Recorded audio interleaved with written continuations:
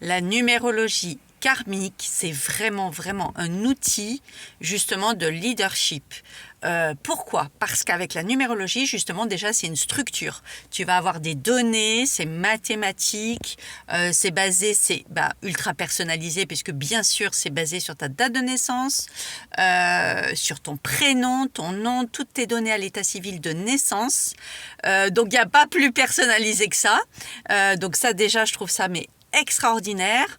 Ensuite, au niveau des cycles, entre tes années perso de 1 à 9 ans, tu sais exactement la thématique de ton année, quelle va être la couleur, quel va être le sujet, la thématique, etc. Donc ça aussi, c'est génial, parce qu'on parle toujours des années universelles.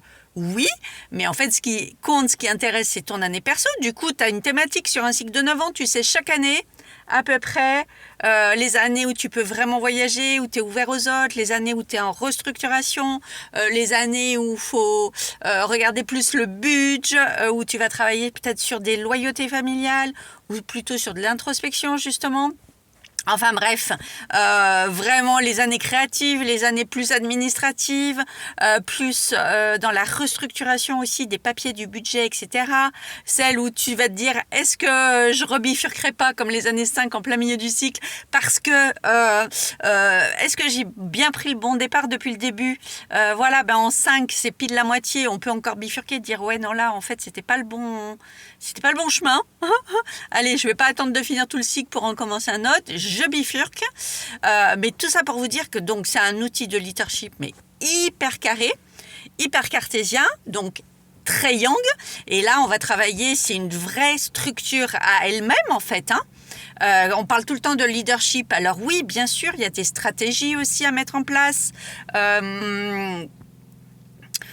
Des stratégies vraiment concrètes de leadership avec des exercices où on va aller actionner, mettre en place des vraiment oui des stratégies de vente, etc., de communication, restructuration de l'entreprise, parce qu'on parle toujours de développer, et on parle toujours le chiffre d'affaires, mais il n'y a pas que le chiffre d'affaires qui compte. Quand j'avais un hôtel-restaurant, on était très focus sur le BE. Et sur les coûts. Et parfois, il n'y a pas besoin de développer plus. En fait, il faut juste soit réduire les coûts, soit restructurer les dépenses, la masse salariale, mais aussi tout le reste, les dépenses, etc., pour optimiser. Et ça, c'est vraiment un job à faire. Donc si jamais tu as envie d'être accompagnée là-dessus, c'est aussi une de mes spécialités puisque j'ai été commerçante, j'ai été gérante de société pendant plusieurs années, comme aussi la rénovation de l'hôtel et bien structurer son budget, ses travaux, etc. Parce qu'en fait, on a des marges immenses là-dedans quand c'est bien géré. Ça, c'est une première chose. Et ce que je voulais dire, donc ça, c'est tout le côté yang de l'action, de la stratégie, du leadership, etc. Donc l'outil de numérologie, il est déjà lui-même un outil hyper yang, donc stratégique, mais aussi, c'est là où c'est génial, en même temps, il peut être aussi hyper yin, donc où tu vas pouvoir t'appuyer justement si tu as une personnalité déjà très contrôlante, très justement dans le leadership, etc., très dans l'action, le faire, et que tu es tout le temps stratégie, parce que tu as appris depuis toujours à fonctionner de cette manière. Voilà, cartésienne, cadrée, les comptes, les fichiers Excel, les forecasts, etc. Ok, c'est super, de toute façon, il le faut. Parce que sans structure, on est bien d'accord, on ne peut rien fonder. Les fondations, elles ne sont pas solides. Par contre, à un moment donné, justement, s'il y a des personnes qui ont été un petit peu trop, justement, dans le contrôle, la maîtrise, la stratégie et les choses carrées, il y a beaucoup de peur derrière ça. On le sait, ça va concerner le 1, le 4, le 8 en numérologie, le contrôle. Et donc là, on va être trop sur de la volonté, du faire, avec beaucoup de résistance, justement. Et du coup, il va falloir développer le côté yin. Le côté yin, justement, ça va être plus lâcher un peu le contrôle pour aller dans le flow, se faire confiance, dans le sens pas volonté, mais plutôt intuition, reconnexion. Et là, justement, c'est là que ça peut être hyper intéressant aussi, parce que nos nombres montrent ça. Hein, on a des nombres du coup qui sont beaucoup plus yin, comme le 3, ou même si c'est créatif, hein, et que la finalité, ça va être vraiment une création, mais on a des nombres aussi comme le 7 qui va être très introspectif, qui va toucher au sacré, qui va toucher au sens des choses, pourquoi on fait les choses. Le 9 qui est hyper connecté, hyper sensible aussi, qui va nous reconnecter à tous nos sens. Et là, on n'est pas dans de la stratégie, on va être dans je me comprends, je me connais, je me relie à mon 6e sens, à mon intuition, à tout ce que je sais, ma clairsentence, ma claire connaissance que je connais, même si on ne me l'a jamais appris. Je sais, je connais, je me fais confiance dans mes ressentis. Je suis connectée à mon corps en lui-même, il ressent en kinésiologie, en kinesthésie, mon corps il parle, soit il y a une tension, soit il y a une ouverture, je sens si c'est figé, tout ça, voilà, c'est ça le côté yin. Donc ça passe par le corps bien sûr, parce que tous les traumas, ils sont figés dans le corps, et quand on contrôle, tout est bloqué. Donc moi j'ai une super méthode par rapport à ça, que je n'ai pas inventée d'ailleurs, hein. On fait un énorme travail avec l'eau, dans différents domaines, hein, pas que dans les soins Jansu, mais aussi dans la manière de vivre au quotidien, de se nourrir, tout ça, mais surtout l'eau, parce que l'eau, en fait, elle permet de décristalliser tout ce qui est bloqué dans le corps. Elle est vraiment extraordinaire et en plus, on peut mettre les intentions dans l'eau. Au niveau cellulaire, il y a plein aujourd'hui d'études scientifiques qui ont été faites et qui prouvent vraiment le pouvoir de l'eau au niveau de la transformation. C'est un vrai catalyseur d'alchimie, l'eau. Donc, moi, je travaille avec l'eau. D'ailleurs, c'est pour ça que j'ai voulu me former l'année dernière en Jansu aussi, parce que l'approche du somatique du corps, pour arrêter de contrôler et pour se laisser dans le flow, de se reconnecter à notre part yin, féminine, et se laisser guider, faut lâcher le contrôle, faut lâcher les peurs. Donc c'est vrai qu'il y a un travail à faire des deux côtés et c'est vraiment là-dessus que je vous accompagne parce que ce travail je l'ai fait et c'est pas pour rien qu'on dit le yin et le yang, l'alchimie du yang et du yin ensemble, ils font un travail extraordinaire. Et en fait, on a tout ça dans la numérologie, hein, parce qu'on a des manières d'aller voir aussi certaines choses comme le nombre intime et là on va vraiment aller voir avec ce nombre-là ce qui n'est pas visible au premier œil, qui est vraiment caché à l'intérieur, notre intériorité la plus intime, nos désirs secrets. Et en fait, donc, ça va permettre d'activer donc ce côté yin et du coup, on va pouvoir lâcher le contrôle, le faire, etc. Et s'appuyer, toujours en s'appuyant sur du concret, nos nombres de naissance. Donc, j'avais envie de te partager ça parce qu'en fait, la numérologie karmique à elle-même, toute seule, c'est un réel outil de leadership, mais extraordinaire.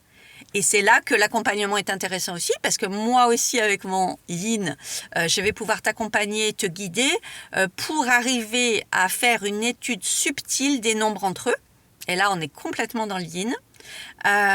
Savoir comment relier tes nombres, comment faire cette lecture, voilà, et pas que dans le premier aspect très cartésien, très carré, très structurel, mais aussi dans la lecture donc plus intuitive, plus reliée au sens, à l'intuition, etc. Parce que les nombres entre eux, ils parlent et c'est là où ça devient vraiment magique, c'est intéressant vraiment de voir ça. Donc c'est ce que je propose dans mes formules d'accompagnement. On part de cet outil de leadership concret, carré, ultra personnalisé. Hein, c'est vraiment là c'est de l'accompagnement signature. Hein, c'est ultra personnalisé. Dans une autre vidéo, je vais vous parler, parce que là, je vous parle toujours en général de votre thème d'incarnation qui est basé sur votre date de naissance. Mais il y a d'autres thèmes et d'autres nombres, justement, quand on va aller plus dans le côté yin et qu'on va vouloir arrêter le faire et basculer dans le côté plus féminin, c'est-à-dire c'est le recevoir. Et là, il y a une puissance mais extraordinaire dans le recevoir, qui est même souvent beaucoup plus grande parce qu'en fait, pour l'activer, ça veut dire qu'on va avoir lâché tout ce qui est contrôle, etc. Donc ensuite, c'est exponentiel. Donc pour toutes les femmes qui sont dans le contrôle, la maîtrise, la performance uniquement yang, la bascule, elle va se faire là. Et là, on peut aller plus loin parce qu'il y a 2 autres thèmes qui sont vraiment à découvrir. Ça va être le thème d'âme, parce que notre âme, c'est pareil, il y a des dates spécifiques qui se calculent. Notre âme, elle est venue travailler quelque chose. Elle est venue, il y a un but, il y a une mission, il y a un chemin d'âme. On l'appelle plus le chemin de vie, on l'appelle le chemin d'âme. Et il y a une mission spirituelle d'âme aussi. Mais l'âme, elle est blessée, on est d'accord. Hein. L'âme, c'est pas pour rien qu'on dit les 5 blessures de l'âme. Et toutes les blessures sont reliées à l'âme. Hein. Et c'est pas pour rien qu'on fait des nuits noires de l'âme. Ok. Et après, au-dessus, qu'est-ce qu'on a? On a le sacré. Nos nombres sacrés. Et là, c'est pareil. On a un chemin sacré et on a une mission spirituelle sacrée. Et là, alors là, on est sur notre higher self là. Là, il n'y a plus aucune blessure. C'est le but ultime de notre vie, de notre incarnation. C'est de repasser par le chemin d'âme, mission d'âme pour connecter. Et d'ailleurs, justement, je fais le signe comme ça, mais en fait, c'est dans l'autre sens. C'est le sacré qui va venir vraiment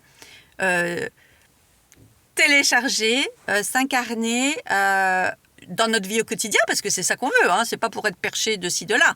Ce qu'on veut, c'est vraiment se réaliser 10 000% dans notre quotidien, dans notre vie. Hein, concrètement, connecter cette abondance de vie, de compte sur notre compte en banque aussi, de réalisation concrète dans notre vie, de moyens, hein, de pouvoir voyager, se réaliser, développer notre entreprise et tout. Il faut de l'argent. Hein. Là, on n'est pas du tout sur des choses perchées. Justement, on veut se réaliser. Mais alors là, par ce moyen-là, c'est extraordinaire parce que là, du coup, il y a la quête de sens. On comprend tout. On comprend la mission, notre âme, qu'est-ce qu'elle est venue travailler, et du coup, on a aussi nos codes sacrés, on peut se reconnecter à ça.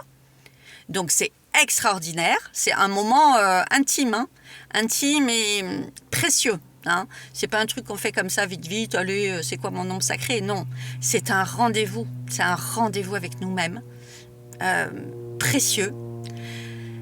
Et en fait, ça nous permet justement de s'aligner complètement. Hein.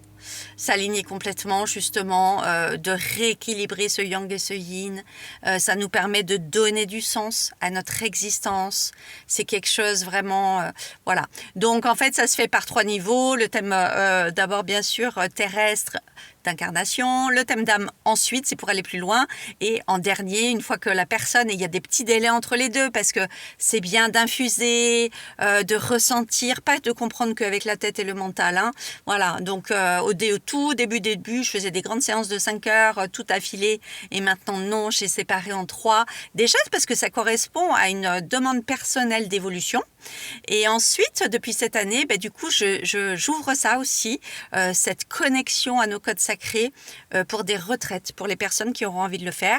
Donc, soit en retraite collective, mais petit comité. Hein, c'est pas des retraites de 15 personnes. Vraiment petit comité, 4-6 personnes à l'étranger. Il y a des pays différents chaque année. Cette année, en fin d'année, ça va être Dubaï et Bali. Voilà, donc je vais bientôt vous communiquer les dates et tout, je suis en train de tout organiser, mais ce sera ça, et il y aura pour les locaux sur place des ateliers pour les personnes qui ont envie de faire leur terre d'âme et leur thème sacré sur place, qui ne vont pas voyager mais qui habitent déjà sur place. Donc ça, il y aura des possibilités par rapport à ça. Les retraites, ça va être ou 5 jours ou 7 jours. Voilà ce que j'avais envie de vous partager, et donc la thématique, c'est la reconnexion. Donc ça, c'est hyper important, soit pour les salariés qui ont envie de changer de vie, de se reconvertir, de monter leur boîte, et ça va donner le sens à tout. Soit pour les entrepreneurs qui sont déjà, soit qui galèrent ou ça décolle pas, ou soit celles qui ont déjà bien tout réalisé, mais qui sont que dans du yang, du faire, de la volonté, de la structure, et qui ont envie de se reconnecter à cette part féminine pour pouvoir un peu lâcher, que ça tourne un peu sans elle aussi, que ça tourne plus dans la connexion, et les résultats sont extraordinaires par rapport aux personnes qui se reconnectent à ça, hein, il faut le savoir. C'est vraiment exponentiel. Donc, si vous avez envie d'avoir des infos, vous me contactez. De toute façon, je vais vous en parler régulièrement. Je vous embrasse.